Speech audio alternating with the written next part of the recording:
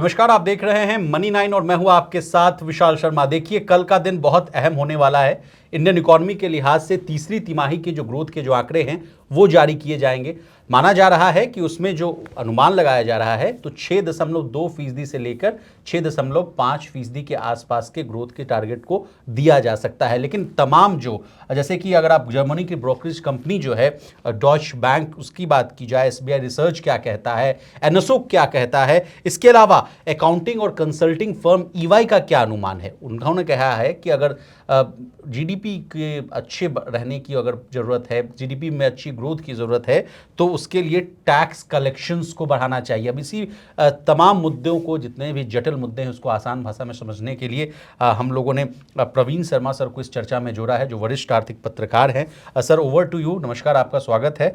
और सबसे पहले सर, कल के अहम दिन की जो हम लोग तैयारी कर रहे हैं उससे कहानी की शुरुआत करते हैं। सर, कल का एक अहम दिन है, तो कैसा देख रहे हैं सर कल के आंकड़े को? नहीं, देखिए, तीसरी तिमाही के जो ग्रोथ के नंबर हैं उनमें थोड़ी रिकवरी की उम्मीद जताई जा रही है। माना जा रहा है कि 6.4% के अराउंड रह सकती है, 6.3%, 6.4% के अराउंड रह सकती है जीडीपी ग्रोथ दिसंबर तिमाही की।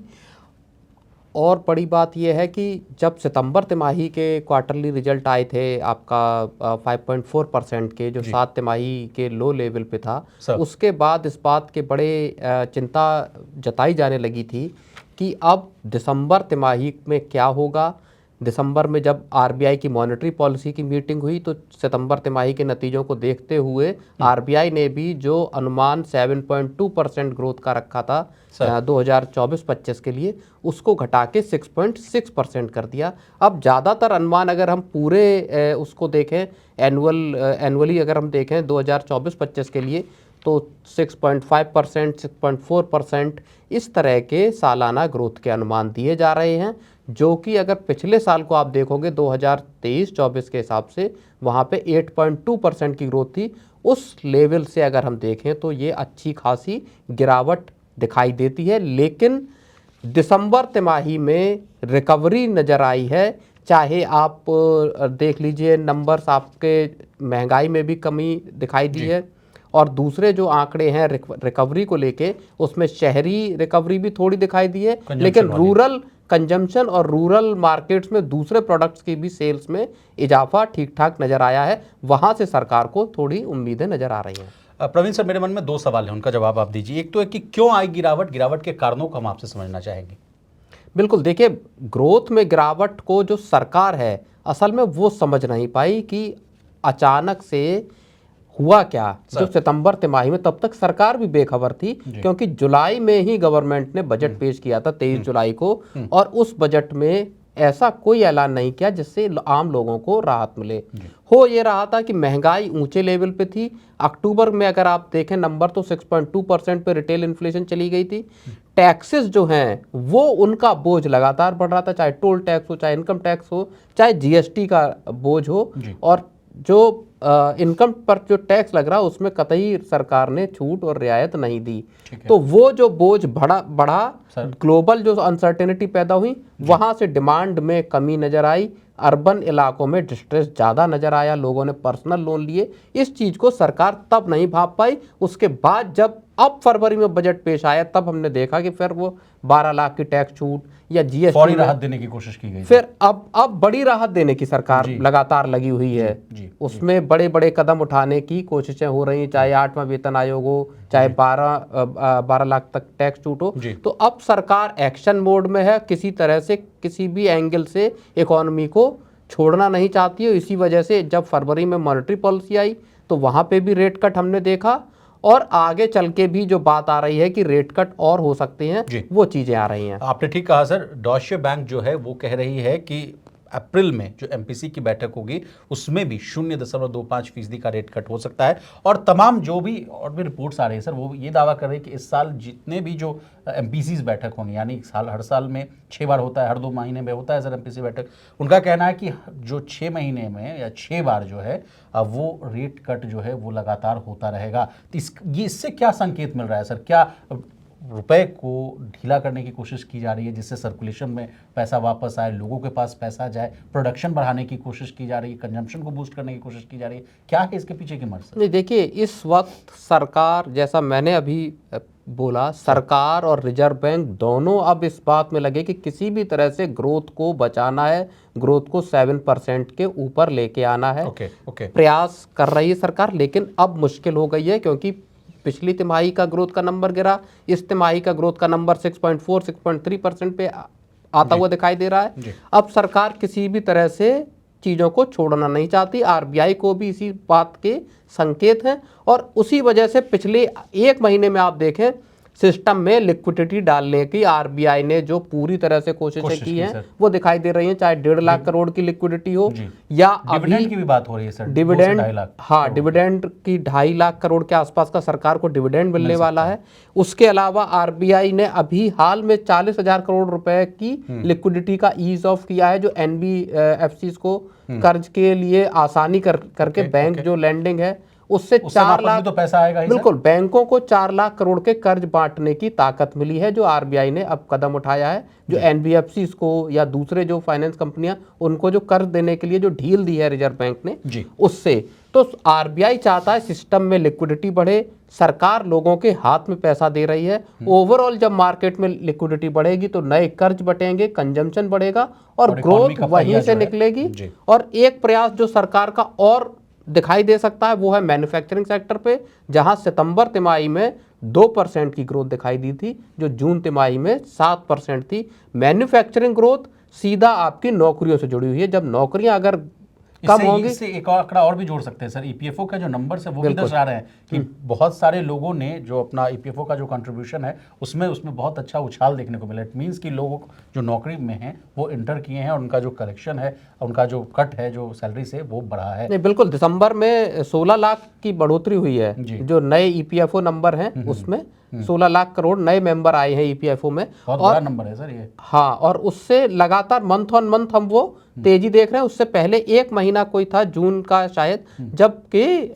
जो ईपीएफओ में नए नंबर हैं वो दिसंबर से ज्यादा थे। अदरवाइज पूरे साल में अगर हम देखें अप्रैल से लेके दिसंबर तक, इट मींस प्रवीण सर की मैन्युफैक्चरिंग, प्रोडक्शन, नौकरियां, इन सभी में अच्छी खासी अब ग्रोथ देखने को मिल रही है। बिल्कुल पटरी पर लौटता हुआ दिख रहा है। हाँ, सरकार के पूरे एफर्ट है, आरबीआई साथ में सरकार के ग्रोथ पे ज्यादा फोकस कर रहे हैं। महंगाई को लेके जो टारगेट है 4.2% का टारगेट जो दिया है इस साल के 2025-26 के लिए, 2024-25 के लिए आरबीआई का टारगेट है कि ये महंगाई, एवरेज महंगाई जो है रिटेल, वो 4.8% रहेगी। तो इस साल अगर महंगाई सरकार के या कहें आरबीआई के काबू में रहती है तो जो लगातार रेट कट होंगे, और हो सकता है कि अगले साल के अंत तक यानी 2025-26 के आखिर तक 5.5% पे हम रेपो रेट को देखें। 1% की सीधी कमी दिख सकती है। तो बहुत फौरी राहत मिलेगी सर लोन्स के मामले में। हम लोग एजुकेशन लोन हो, कार लोन हो, बहुत सारे लोन्स के मामले में, बिल्कुल, कार, एजुकेशन लोन हो गया, होम लोन हो गए, ये जब कम होंगे तो लोगों की ईएमआईज में बचत होगी, वहां से भी फिर पैसा सिस्टम में आएगा। अब सर ग्रोथ रेट की बात की जा रही है तो डॉश बैंक और एसबीआई रिसर्च और एनएसओ तमाम इन्होंने क्या टारगेट्स दिया, ये भी एक एडिशनल जानकारी ले लीजिए।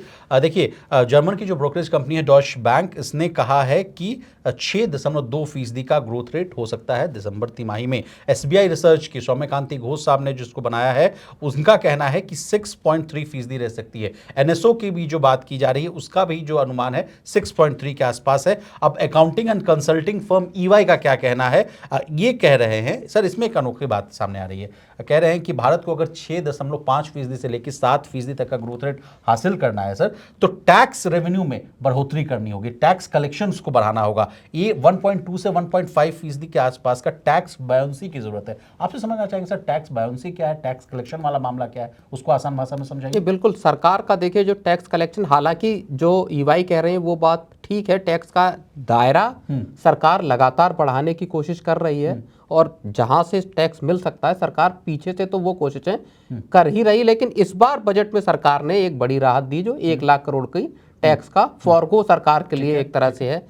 अब टैक्स को दायरे को बढ़ाने के लिए कई उपाय हैं, जिसमें पैन को आधार से लिंक किया गया है, जिसमें बहुत सारे जो दूसरे उपाय ऐसे हैं, विवाद से विश्वास, और दूसरे की आप टैक्स डिक्लेयर कीजिए। अभी एक आया है, कल ही एक खबर आई है कि जो ऐसे लोगों को नोटिस दिए जा रहे हैं जिन्होंने टीडीएस क्लेम गलत हासिल किए हैं, 40,000 लोगों को नोटिस जा सकते हैं। तो उस पैमाने पे सरकार टैक्स का नेट बढ़ाने की कोशिश कर रही, लेकिन पर्सनल जो इनकम टैक्स है उस पे सरकार को ऑलरेडी जो बजट के एस्टिमेट है उनसे ज़्यादा सरकार को रेवेन्यू वहाँ पे मिल रहा है। दूसरी चीज़, कॉरपोरेट टैक्स से ज़्यादा पर्सनल इनकम टैक्स सरकार को हासिल हो रहा है।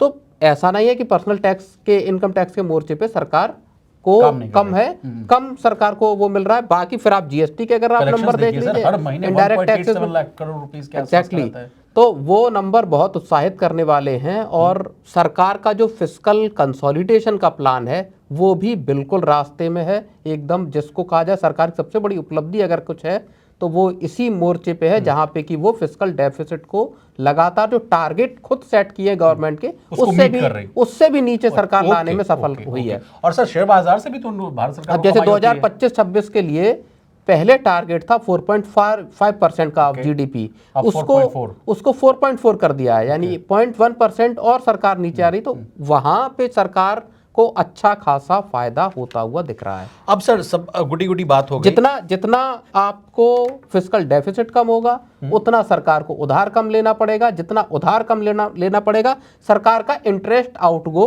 या इंटरेस्ट पेमेंट उतना कम हो जाएगा। अब प्रवीण सर ये तो बहुत गुडी बात हो गई। अब चैलेंजेस की बात करते हैं कि ठीक है 4.5 को हम लोगों ने 4.4 कर दिया, उसको भी मीट कर रहे हैं, लेकिन ग्लोबल अनसर्टेनिटीज, गोल्ड की प्राइसेस देखिए और तमाम तरह की जो चीज़ें, शेयर मार्केट देखिए अपने पीक से 13 से 14% तक गिर चुका है।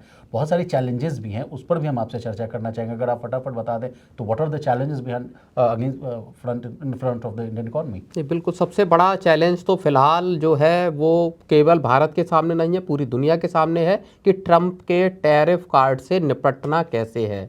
सरकार ने अपने अलग अलग डिपार्टमेंट से बात की है, उनसे डिटेल्ड में चीज़ें को मंगाया है कि जब वो अमेरिकी अफसरों के साथ बैठेंगे ट्रेड डील को लेके तो वहाँ पे भारत किस तरह से बार्गेन करेगा इस पूरे मसले पे। बड़ा सवाल यही है क्योंकि इंडिया के जो इम्पोर्ट ड्यूटी है वो ज़्यादा है। दूसरी बात ये कि भारत यूएस पे ट्रेड सरप्लस में है। वहाँ इंडिया क्या रियायतें देने के लिए तैयार है, कितनी रियायतें देने को तैयार नहीं है।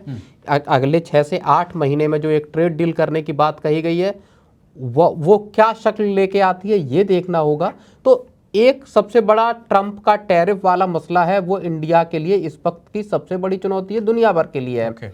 दूसरी बात है मार्केट्स की, जहां पे कि एफआईआईज लगातार बाजार को छोड़कर भाग रहे हैं। चाहे बॉन्ड यील्ड हो अमेरिका में अट्रैक्टिव हो, चाहे अमेरिकी मार्केट अट्रैक्टिव हो, या चीन का बाजार ज़्यादा वैल्यूएशन के हिसाब से देखें तो ज़्यादा अच्छा नज़र आ रहा हो। भारतीय बाजारों से जो निकासी हुई है वो भी एक चिंता का विषय है, क्योंकि शेयर मार्केट में अगर लंबी जो अभी जो गिरावट है वो 5 महीने के लगभग लगातार दिखाई दे रही है। 27 सितंबर के बाद से मार्केट्स लगातार गिर रही है, तो वो 30 साल का लॉन्गेस्ट पीरियड हो जाएगा गिरावट का। उस लिहाज से वहाँ अगर गिरावट और लंबी चलती है तो इकोनॉमी के लिए वहाँ से फिर परेशानियां भी दिखाई दे सकती हैं। तो एक चुनौती सरकार की इस बात को लेके भी है। लेकिन भारत भी सर अपने कमर कस लिया है। देखिए आप, कल भी हम लोग चर्चा कर रहे थे, जो प्रधानमंत्री मोदी जी ने प्रिंसिपल सेक्रेटरी का जो एक नया पद है उसको सृजनित किया है, उसमें बुलाया है शक्तिकांत दास साहब को, जो पूर्व आरबीआई गवर्नर रह चुके हैं, 6 साल का उनको एक्सपीरियंस। आपसे भी चर्चा हो रही थी कि इन्हीं सब चीज़ों को अच्छे तरीके से टैकल करने के लिए शक्तिकांत दास जी को डिपोर्ट किया गया है, वहाँ पर लिखाया गया है, अपॉइंट किया गया है। तो देखना होगा कि कल क्या आंकड़े आते हैं, उसके बाद हम लोग और भी चर्चा को आगे जारी रखेंगे। इसके लिए बहुत शुक्रिया सर। और इसी तरह देश, दुनिया और बिजनेस जगत से जुड़ी तमाम ताज़ा तरीन खबरों के लिए बने रहिए हमारे साथ, देखते रहिए मनी 9।